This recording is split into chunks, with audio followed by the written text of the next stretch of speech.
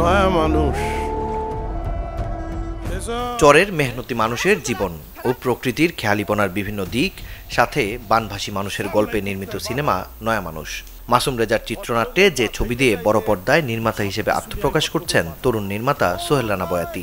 খেলা দিয়ে সরাই দিবেন, ভাইসা যাব অন্য জায়গায়। বিজয়ের মাসে ছবি মুক্তির আগে বুধবার আগারগাঁও ফিল্ম আর্কাইভ মিলনায়তনে হয়েছে নয়া মানুষের ট্রেইলার প্রকাশ ও সংবাদ সম্মেলন, যে আয়োজনে উপস্থিত ছিলেন নির্মাতা সহ শিল্পী কুশলীরা। আমরা আমাদের জায়গা থেকে সর্বোচ্চ চেষ্টা করেছি।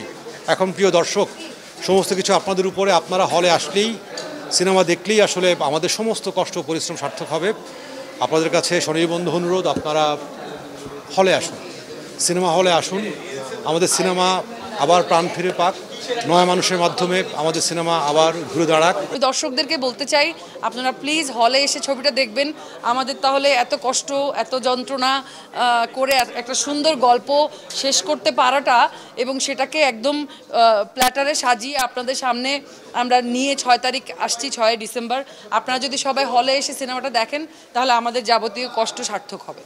নয়া মানুষ সিনেমাটি দেখে হতাশ হবে না দর্শক, এমনটাই আত্মবিশ্বাস নির্মাতার। বাংলাদেশে টাকা ছাড়া কাজ হয় না, এই ধরনের একটা মতবাদ সবাই বলে যে টাকা টাকা টাকা, প্রোডাকশনের বাজেট কত। কিন্তু আমি এই প্রোডাকশনটা যখন করতে গেছি, করার পরে যারা পোস্ট প্রোডাকশনে ছিলেন, তারা টাকার চেয়ে কাজটাকে এত গুরুত্বপূর্ণভাবে করেছেন যে টাকাটা তারা কখনো মুখ্যভাবে নেয় নাই। তারা চাইছে যে একটা সিনেমা হচ্ছে, এই সিনেমাটা হোক, আমরা এই সিনেমাটার পাশে থাকি। নয়া মানুষ আইলো রে শহরে। ট্রেলার প্রকাশ ও সংবাদ সম্মেলন শেষে মঞ্চে পরিবেশন করা হয় নয়া মানুষ ছবির টাইটেল সং।